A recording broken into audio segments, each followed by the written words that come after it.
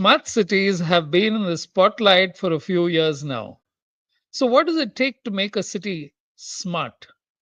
What is the digital infrastructure that must be created? And where are the job opportunities? Today, we are privileged to speak to Barinder Singh Sethi, who has been in the thick of action with over 30 years of rich experience in strategic leadership, project management, and business development. Barinder has been at the forefront of transformative national projects like India's FASTag electronic toll collection system, Ahmedabad Smart City, and the Kochi Water Metro. His journey from his first job to becoming a trusted advisor and industry leader is filled with insights, lessons, and inspiration. My name is Venugopal. I'm the CEO of Ideascape Communications. And this podcast, My First Job, is into episode 107. We cover interesting career journeys and try to give people a sense of what a career in that particular profession is. And every career is full of twists, turns, and insights. And sure, I'm very sure that with the experience that Mr. Barinder brings to smart cities, we're in for some pretty interesting conversations. So let me bring Barinder on stage. Good afternoon, Mr. Barinder. How are you? Thank you, Venu. Thank you. That was a wonderful introduction you gave. I am pretty sure it's much more than you said. I'm good, and it's a pleasure to talk to you today afternoon. Wonderful. And thank you, Mr. Barinder. So, at a point, when we were growing up, we were happy to be in a city, leave alone a smart city. So, where did you grow up? What was your initial childhood like? What did you study? What are the things that you went through? I was born and brought up in a small Punjab city, Bathinda. If you have heard, a lot of Yeah, yeah, Bollywood absolutely. references to Bathinda Yeah, in most of the Bollywood movies. yeah. So yes, but to just tell you the context, from Punjab point of view, Bathinda was considered as uh, most backward region of the Punjab state. And so I studied in a Catholic school called St. Joseph's Convent for my all 10 years. We just had till 10th. Then we had to go to a college for 11th and 12th. And I went to DAV College, Chandigarh. Okay. And How during far our is time, Chandigarh from Bathinda? it was 4.5 hours in bus, but now with the new cool highways, it's Okay. reduced to 3 hours. So 250 kilometers to be fair. Okay. Okay. And 2 years I studied, and then fortunately we didn't have many engineering colleges in Punjab at that time. Practically, it was Punjab Engineering College, Chandigarh, and Punjab had only private colleges. So government started two colleges in that year only. That was REC Jalandhar. That time we called it REC. Now I think it is called NIT. And Okay. ours college, Government Engineering College, Bathinda. So it was a Punjab Government Engineering College. So I was from the first batch of that Okay. Okay. Okay. college. And during that time, we appeared in a entrance exam, and depending on the position you were offered the branch, you had to choose, not like today where you had lot of Right choice. uh, choices. Yeah. So I got selected in civil engineering, and they introduced a very interesting concept. That was first time in the country that they introduced specialization during the graduation. Normally it was MTech, but in BTech they introduced that you can choose highways and transportation or irrigation or environmental engineering. So I had a choice of transportation and highways. Okay. Okay. Uh, So, so did you find it interesting? What was the course like?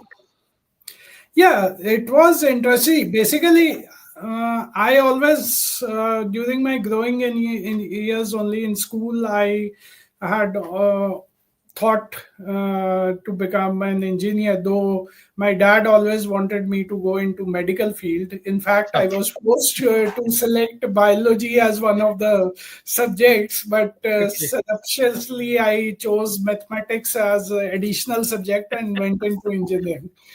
Okay. So that was and so I it was interesting, and during that time computers were coming up. So I had the fortune of using computers from my school time, that was 1986 onwards. Okay. So I got interested in that, and in a college, because it was a new college, I told you we were the first batch, Right. they were setting up a computer full lab, and engineers used to come from Chandigarh, Delhi, and Ludhiana to set up that lab. I think either it was HCL or PCL, I don't remember. Right. Right. I befriended those engineers and requested them to make me a sort of intern with them, and told them that you have to come all the way from them. Why don't you tell me? I'll support you here. I'm here only. So Right. learned a lot of nitty gritties about IT, hardware, networking during that installation. In fact, the electronic students knew less than I knew as a civil engineer about IT and computers at that time. And during that course only, one of the engineers only guided me. There was courses from Department of Electronics, DOEC, O level, A level, B level. So I simultaneously, because of my interest in computers, I did those levels also. So B level is the equivalent to the graduation degree in that. So I did my Okay. O and A levels along with my civil engineering. This is such an important point that you make, that simply because you were in civil engineering didn't mean that you focused only on that. And you took that additional, effort to learn about something that was new. For a lot of people, new is intimidating. It's something, or it is not related to me. Whereas that very act of getting close to those engineers and then telling them, tell me more about this, is a wonderful way to learn. Like you said, you knew more about it than the electronic student themselves. So, did that help you then? What happened to your first job? How did you get into your first job? So I don't know whether to call it fortunately or unfortunately. Civil engineers never had jobs in the years we passed out, somewhere in 1993. And Punjab never had, because it was coming out of a lot of disturbing times at that time. So my first job was in IT with my knowledge. So there was a software development company, and they took a franchisee of at that time it was a national name, IEC Computers. They wanted to start up a training center. So I just walked in to their office, and they had advertised that we want software developers and instructors for their training. I offered. They also objected that you are the civil engineer. So I told them, ask me what you want. In fact, they took an interview, but I could answer most of their questions, and they selected me. I still remember they offered me just 1800 rupees at that time, but I took it, the job. And my dad was not very happy, because I come from a business family, and he said, "Why don't you join me in my business? I'll pay you more than that." So I told him, Papa, was I have to pay to learn computers. Now somebody is paying me to use their facilities and learn more. Let me do it for 1 year and then I'll decide. Okay. Okay. So that I they paid me much more. They offered me 1800. They paid me somewhere around 2500 for the first salary. I remember, and I did a job for them for 1 year, and Okay. then I went into entrepreneurship. So I Okay. started my own setup and covered hardware, networking, and even a training institute in hardware and networking. I was associated with HCL computers for a long time. Then HP also came. Even worked with the Digital Electronics Corporation. So all as a business association. Among the first Microsoft value-added providers in that part of the country. So So was it easy being an entrepreneur? Did you have to invest a fair amount of money, or what you started didn't require a big investment to begin with? when I didn't have any money. I asked my dad for it, and he said, "Why should I invest in you as a pure investor?" So interestingly, I started my own software development company at that time, and the first order I got was from my father's business rival.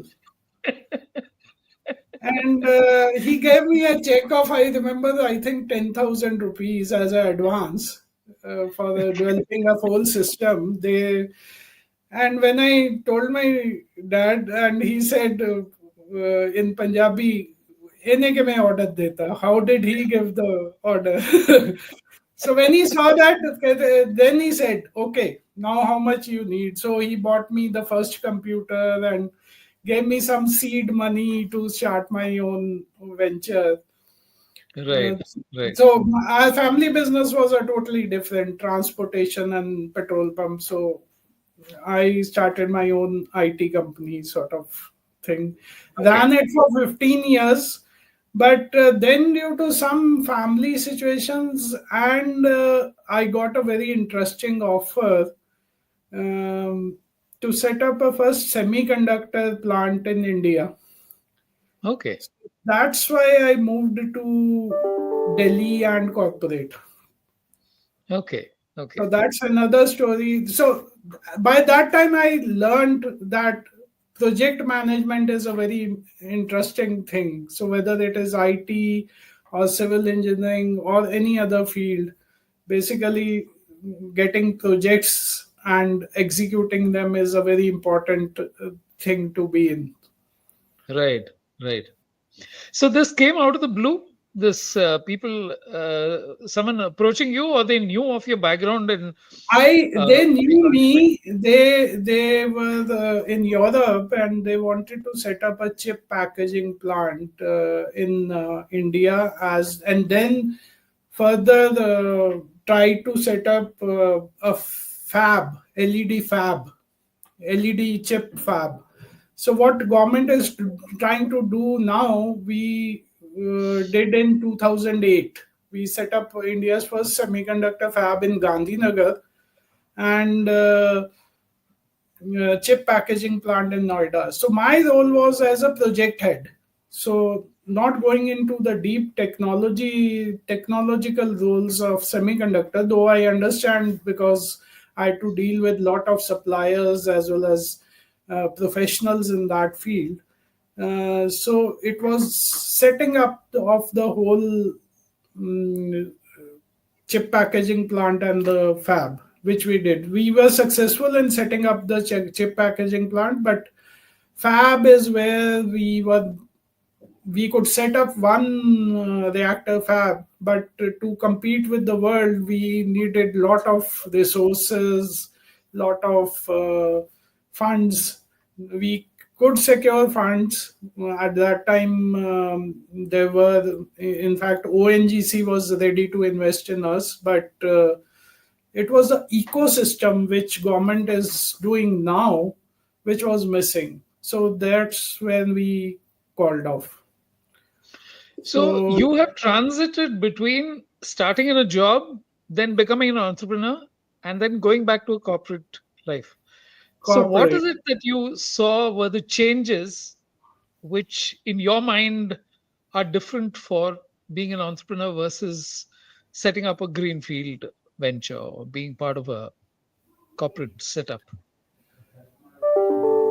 One thing, see, I still work as a, in the mind, I am still an entrepreneur, whether I worked in corporate or the, but one thing which I was able to I learn when I came to corporate, that to handle more diverse teams and diverse resources, and take people along, which as an entrepreneur I was doing, but not at a bigger scale.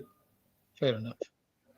Yeah. And I learned, though technology is important, finance is important for business, but one thing which I've realized over last 12, 15 years in my career, that most complex of the resources is humans in the whole thing.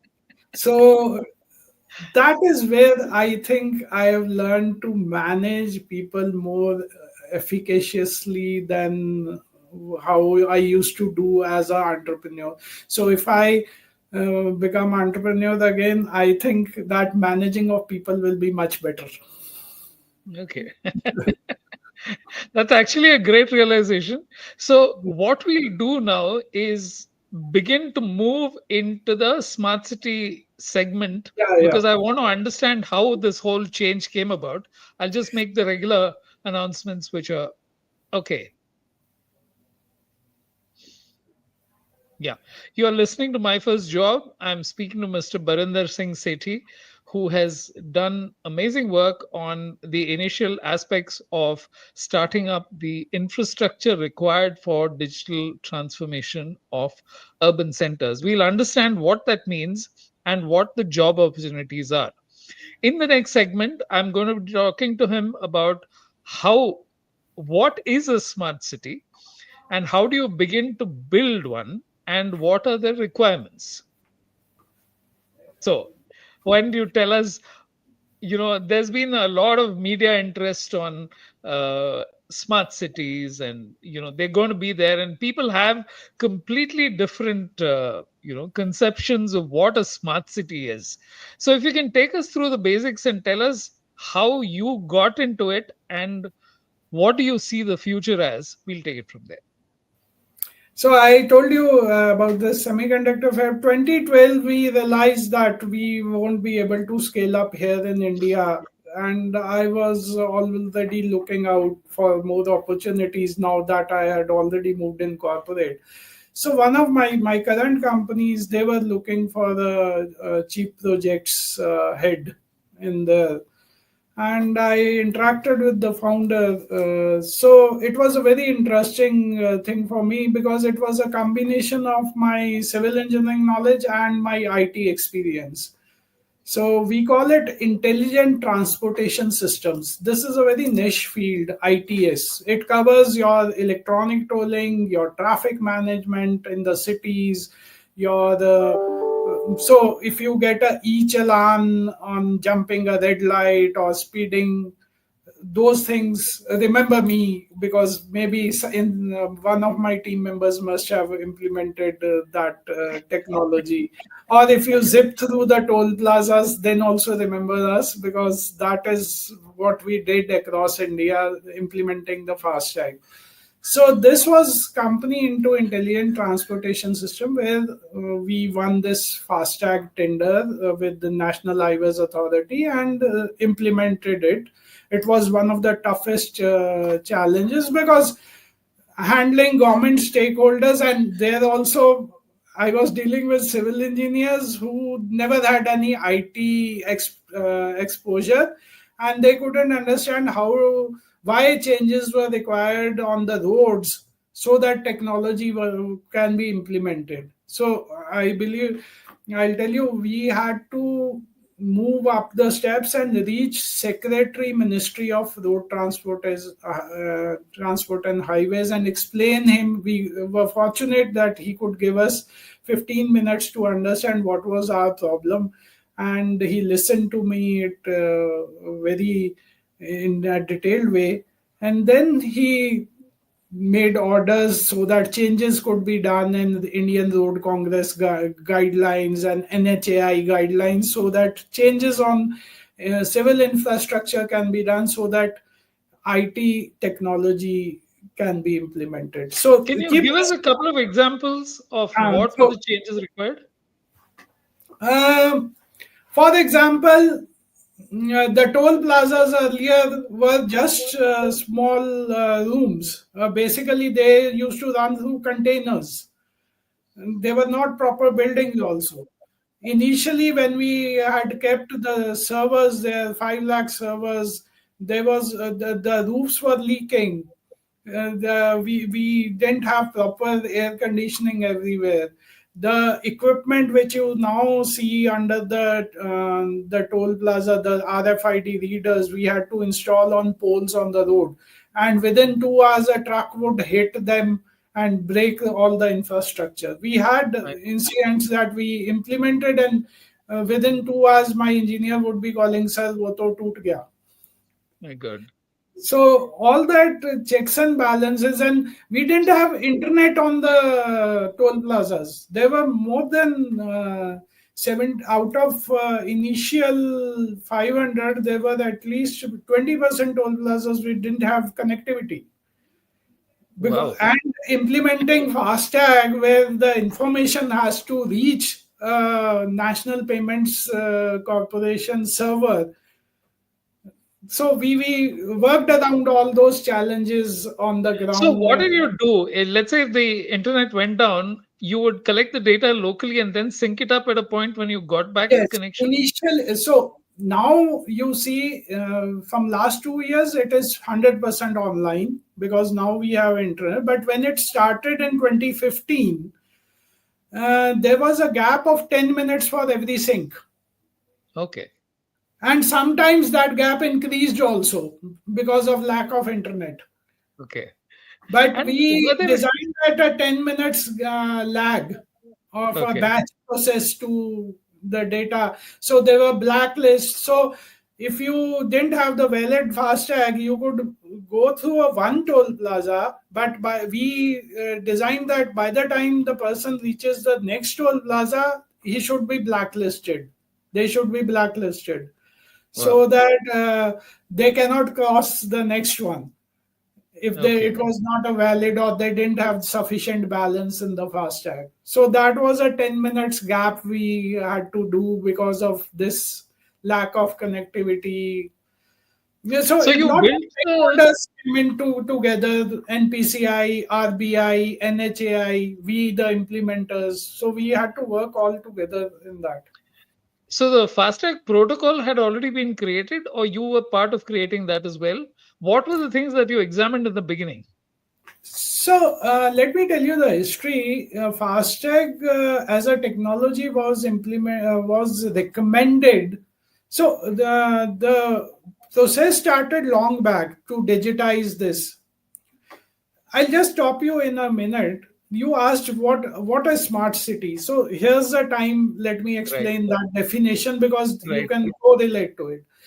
Right. So we already have infrastructure. We have roads. We have water supply. We have all the electric lines, and we are already using these services. You are going on the roads. The traffic is moving. The water supply is reaching your home. The electricity is reaching your home. What smart city does is it adds a digital layer in between so that it can be monitored, and that data which can be collected can be then put into use in future to scale it up, to make it more efficient, to make it more useful for the users. So that is what the basic thing is, to digitalize that, to add a digital layer between the infrastructure and the existing services. So that we did in FASTag. So basically, this was recommended by Shri Nandan Nilekani in 2012 to use this as a technology, because Then the UPA government had asked him that, because NHAI was trying to digitize the whole thing so that there's a less pilferage of the toll revenue. Right. And there is one more major reason why government was after digitalizing. I'll just come to it. It is not the pilferage of toll revenue. It is something else. So they Nandan Nilekani ji, he recommended that this technology can be used, but when we started implementing, like on the first only one lane was digitized, and then we saw the traffic movement, we analyzed with the data, then it was planned that should be one more lane. But seeing the scenario and the traffic and the adoption, we shifted to 100% hybrid lanes, which will accept both digital payments as well as cash payments. Okay. Okay. So then this started from 2016 to 2019. So the people adopting digitalized payments went up from say 5% in starting 2015 to around 68-69% in 2019. Then when governments decided, let's push to make it 100%. Okay. So Okay.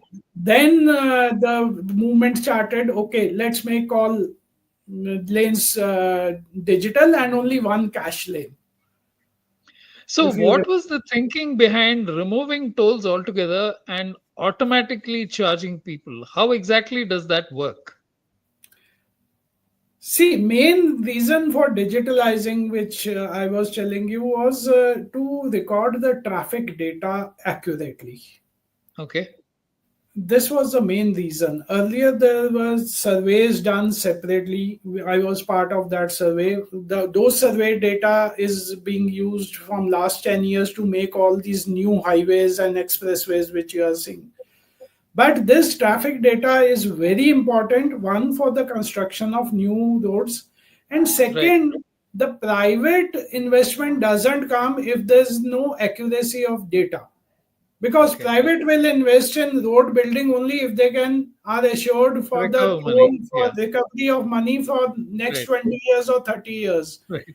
Right. And if there's no accuracy of data, they won't invest money. So that's why government was pushing it to make it 100% so that they can start getting private investment in it, which from Okay. last 6-7 years you are now seeing that. Even day before yesterday there was news that Adani's won the this South India package of TOT. We call it TOT package. They bought it for some 1600 crores. So now government has given them for 30 years this toll, and they will give government this money now, which government can invest somewhere else. Okay. Okay. So this was the main thinking, to make the traffic data accurate. So, how does FASTag measure? The how is it that a person is billed when they get onto a toll road if you don't have the toll plazas?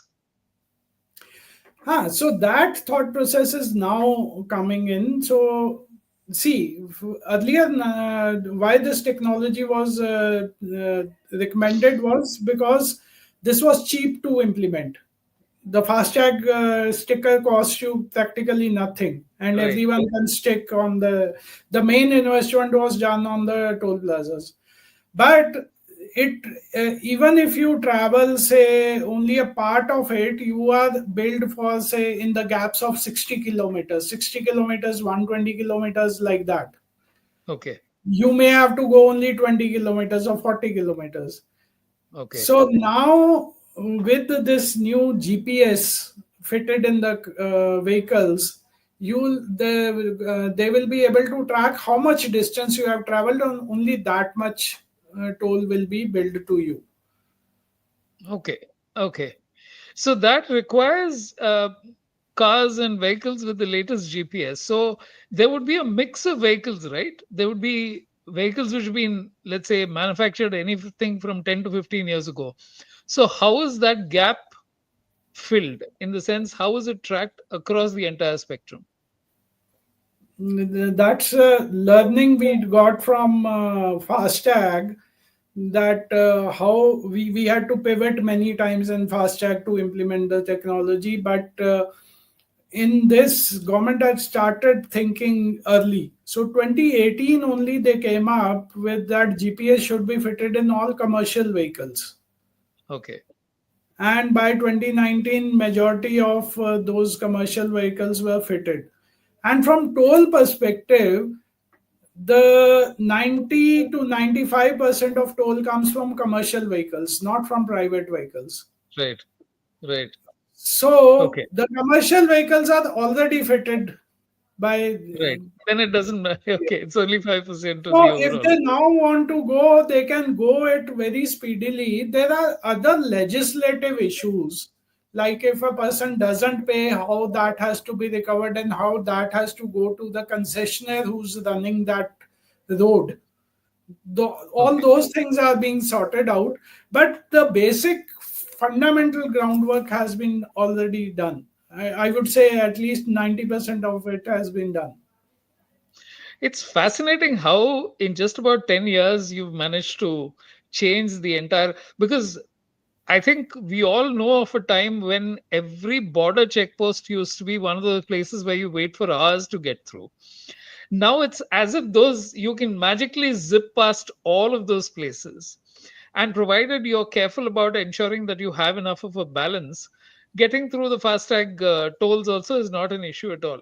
The amount of time saved purely in terms of how you uh, sort of undertake that journey, I'm sure transporters have saved huge amounts of money, though that doesn't get covered by the media as much. They Yes, always. there are studies. In fact, I also wrote a paper for IIM Calcutta, and there are studies already being done for this. Uh, that what are the actual saving? And in fact, you mentioned border checkposts. Why border checkposts were removed when GST was introduced? Because government knew they can track it from FASTag now. So Yeah. actually, it is being done already. Okay. If Yeah. a truck There's starts from also. Chennai and has to go to Bangalore, but it goes to Right. Madurai and somewhere else, say towards Odisha, they will immediately know the moment it crosses the wrong toll plaza that because they will link it to the your e-invoice. Right.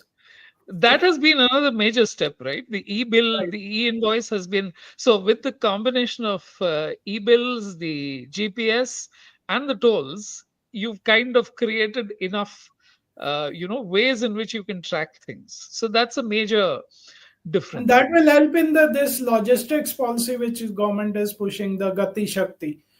That will be Okay. some discussion some other day. You have Maybe. literally seen a time when the border checkpost was the only place where you could, and from highways, building highways, and what you just mentioned in terms of the infrastructure. Where are the jobs that you see emerging in this new setup?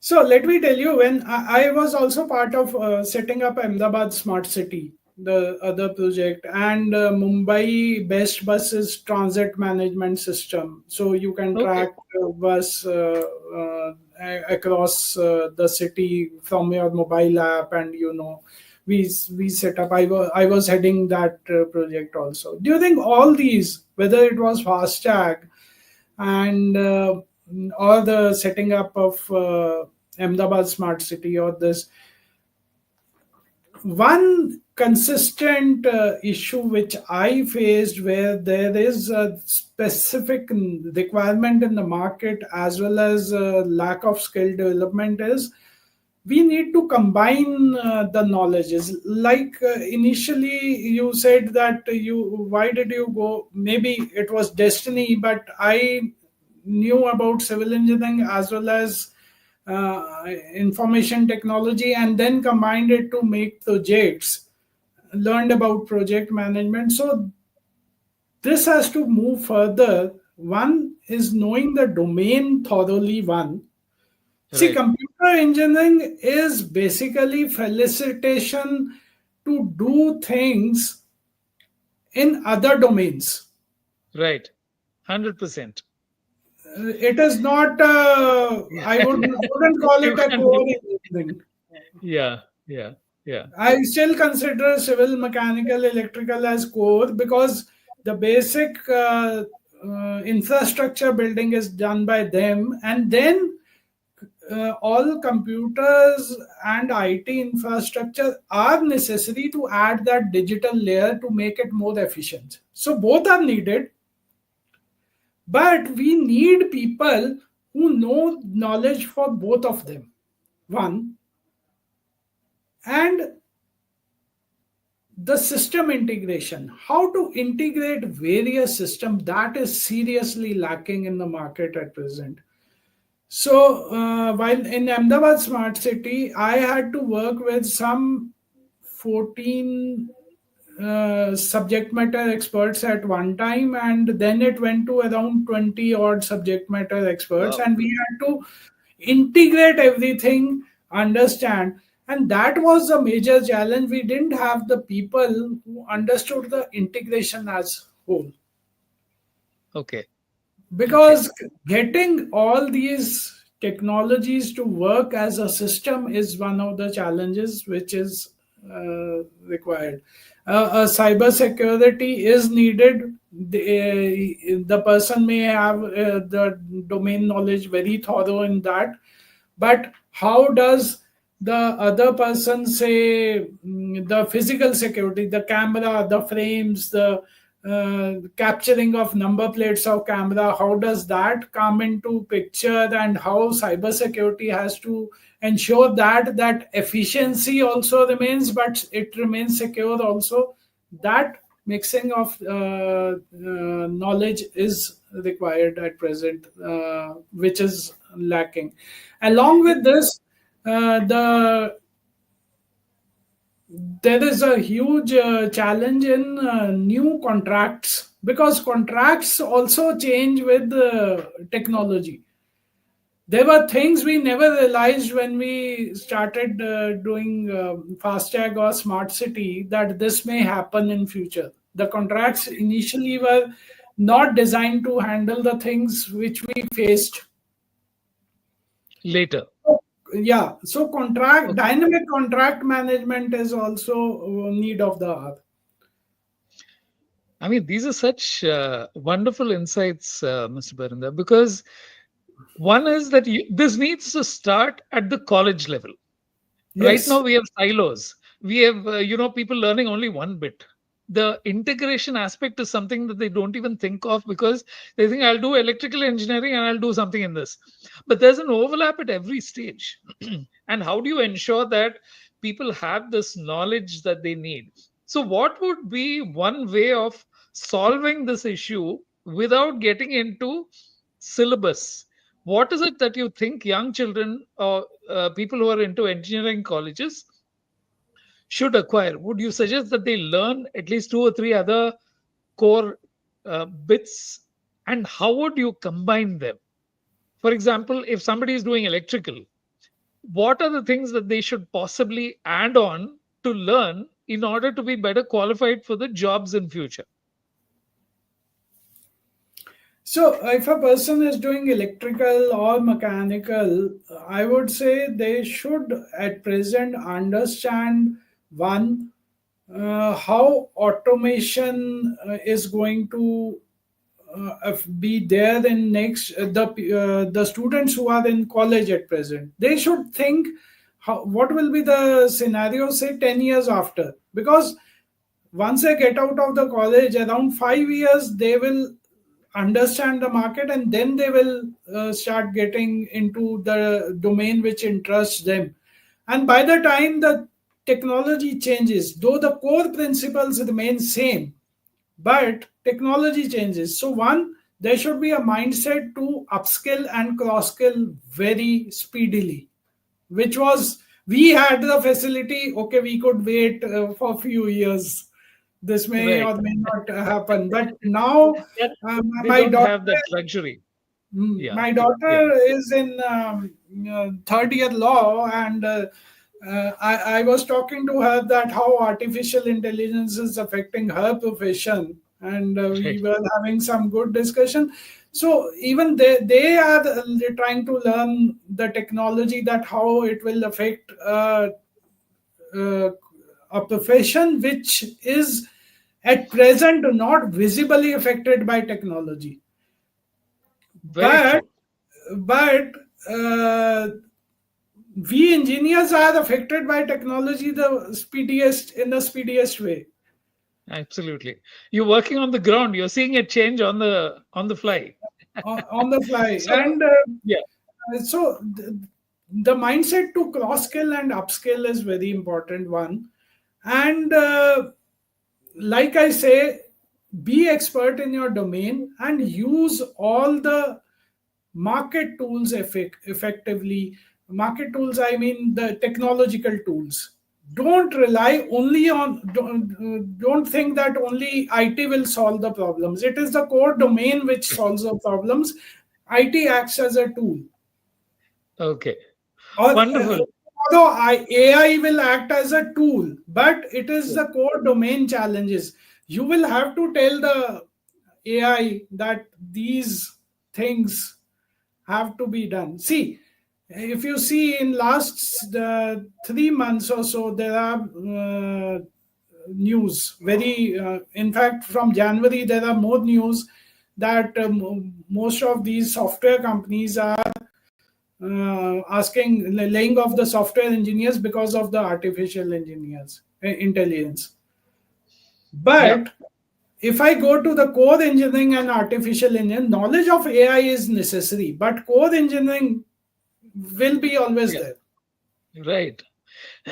Extremely valid points. And I'll just, you're listening to My First Job, the podcast. I'm speaking to Mr. Barinder Singh Sethi, and he has provided some wonderful background on what smart cities are, the digital layer that uh, comes above the existing systems and helps to integrate a whole lot of data, which in then turn feeds into what people today should be doing.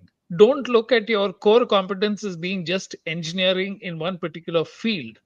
Understand what's happening, understand the changes, understand the possibilities, because it doesn't require simply qualifying, it also means knowing where things are going. And that's essentially where we'll concentrate on in the last segment of this podcast, because I'd like to understand from Mr. Barinder as to how he was, he was fortunate to be in the right place at the right time. But for people in future, it's not that the opportunities are less, they're actually going to be quite innovative. So listen, subscribe, and share, and make sure that more people see this, because that's the whole idea of doing this podcast. So, thank you, Mr. Barinder. I think you've touched upon two or three extremely important aspects of not just how to plan your career, but also as to how to approach the planning of a career. Now, what is the difference? Let's say FASTag, you've talked of us extensively. What did you do in Ahmedabad? And if we have the time, I'd like to touch upon what you did at the Kochi Water Metro as well. So Ahmedabad, see, when government came up out with smart cities, basically I would say that was a sort of proof of concept that how urban digital layer can be implemented in urban areas. So they covered variety of cities. So there are around 5,000 cities or urban areas, I would call, in India. We covered only 100 of them. Okay. So phase two is still there, which will come. But in the first phase, see, for the cities, the most important is the water should reach every home in the morning. Right. For the city administrator, that is the most important. Second important thing is that people should be able to transit and reach their workplaces in time. The traffic Right. is most important. Right. Third most important is security. Right. which comes under police. Fourth is, which we ignore, is seriously is the garbage management of the city. Right. And fifth covers your all other various small, your recording of data, your property management, your other parks and other. But these four five are the most important thing. So in smart city we covered most of them.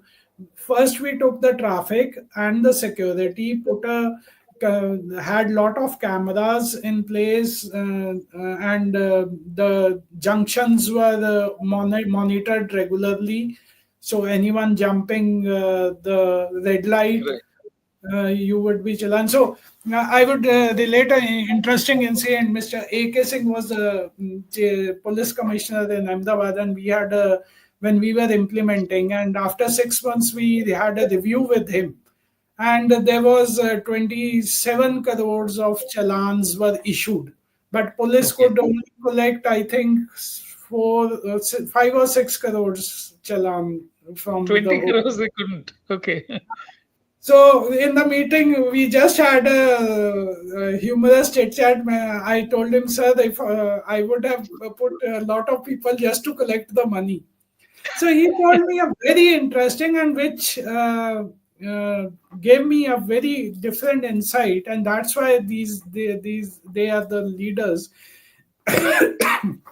He said money is important, but practically this fine should go down with the time, because people Yes. should be following the rules. Yes. And Yes. he said, Barinder, the most important part of your project and why I am pushing it with the Home Ministry is because from last year's 6 months, I compared the data for these 6 months. There has been 50% reduction in fatalities and accidents on these junctions. Wow. That is Wow. important. The human Wow. life cannot be Yes. valued in, so Yeah. that gave me a very different insight into why these projects are important, and it gives you a feel of purpose also, that yes, you are doing something good for the society. So Absolutely. Absolutely. same No, these thing. are such important things to understand because there is a domino effect. You Yes, start tracking traffic on the roads, then what happens is that people, all the earlier mechanisms of trying to evade, everything from a toll to all the other things, you then make that a lot more streamlined. But then you yes, get a lot of information on what is being transported to which place over what time period, and that also tells you if there is a certain pattern which has been going. You can correlate that to manufacturing, you can correlate that to how something else is growing or dipping over time. I'll interrupt you on this point. You touched a very interesting point on the manufacturing. So after I did FASTag, it came to me that the main thing was data collection, Right. which government did. So data is very important in very services which we use, and one of the Right. major things which I see in cities, which I'm very closely working on with, I've already working with Mumbai and earlier worked with Pune city, was digitalization of solid waste management in the city. So right from the collection, the transportation of waste, so these two are the visible aspects of waste, and then the other aspects are hidden, the recycling, the reuse, and then finally the disposal in the landfill. So I'm working on digitalizing till the landfills. And Okay. then while working, this came into mind that if we link this data with the manufacturing data through GST, we can Right. track especially the plastics right from origin to our landfills. Right. Right. One of my friends in this forum was telling me that there's a Netflix documentary by now. I have to still see. She said that see that because it relates the same thing what you were telling me other day. Yeah. Yeah. That Yeah. linking of the manufacturing data with our usage. Right. Right. Then we can take actions. How And to handle these? see, the wonderful aspect of what you're just telling me is that we looked at smart cities and we thought there had to be something in terms of what the benefits are of building that digital layer. And what we're seeing is that we're getting various aspects of information and correlation which was simply not possible earlier, because everything was fragmented in, distributed over several things. Collection was a problem. You never knew. Information was hoarded. Today that information is available. But that also brings me to one point which I will dwell on in very little detail. But do you also think that this aggregation of the points of smart cities also make it easier to uh, sort of stop them? Cybersecurity becomes all the more important. Does your cybersecurity need have to be scaled up, because when cities get smart, because the points of intersect also become vulnerable? So you touched on one of the most important aspects. So I believe data. See, smart cities were just putting the infrastructure to collect data. Now Right. data is there in last 4 5 years, at least in these 100 cities, and this will be replicated over the urban areas. That is the game plan. Right. Data has to be democratized. I believe it should be available to all, but it should be protected also. Right. So there has to be. So India has been fortunate, and I believe the movement of government bureaucrats has been much faster in last 1 decade after understanding various digital initiatives like FASTag or UPI. That this data has to be secured from Right. uh, because you will have some different type of antisocial elements, Right. not like Very true. earlier. So Very true. that is one of the major. The other thing, cyber security will become the one of the major careers, I would say, or Yes. data privacy specialists will become one of the major careers, I would say, or Right. and we know about analytics is already being there, but and not only analytics, the analyzing data but implementing in particular domain, those specialists will be needed. What you're talking on is so inspiring, because a whole lot of people think that when I have to upskill, they think it means learning a new language or it means understanding AI better. But you're still stuck within whatever you're doing. And what you're saying is, don't stop learning within your profession. Take it out. Go into a field that you're not related to at all. Figure out what the issues are and begin to skill yourself for those intersect points. Because Right. then your opportunity, I'm sure that the people who worked on your project, like you said, you were working with people from some 20 domains. Now, the question is that all of those people now have a much better understanding. They could be 50, 100 people, but their career path is actually headed straight for a hockey stick curve, because the number of people who understand that bit and are able to advise and talk about that is so much smaller than somebody who has information only on that. So I think you make some amazing points on how you need to approach your own education, your own skill level, and how you see this progressing in future, which I think is amazing, because these are not the things that I expected to get from a digital transformation story of urban requirements. So let's say, to conclude, because unfortunately we've run out of time, but at least in terms of the Kochi metro, what were the kind of challenges and what did you do? So Kochi Water Metro was a very unique project. They wanted to have battery driven ferries to connect all the islands in the Right, city of Kochi, and there are a lot of canals. So they designed. right, So, but the two main thing where we come in, there were two main aspects of it. One was the tracking of the boats, where are they? That is called as ITMS. So where my part is, see, in the rail metro or in buses, if the the buses are overcrowded, though it is dangerous, but it is not very dangerous. But right. if a boat is overcrowded, it becomes Very fatal. dangerous. Yeah, We see that most of the accidents in water happen due to overcrowding. So overcrowding. that is where we implemented the passenger control system and linked it with the ITMS, so that only the capacity of the boat, say if it is 100 passengers, only 100 passengers go onto the Are boat. allowed to get in. Okay. And the gates will automatically close at 100. Wow. So Okay. if on the next station, next jetty, 40 people get down, only 40 will be allowed to board. Okay. Okay. And the rest of the information will be available, say in the next boat will be in say 10 minutes, these many capacity seating capacity is available, Okay. all that Okay. we implemented. And now the same project is being replicated in Mumbai, in Karnataka and Assam, as well as Kolkata, West Bengal. Yeah, because the foundation is the same. Your insight of saying that you can't allow uh, ferries to be overcrowded or take go beyond their capacity.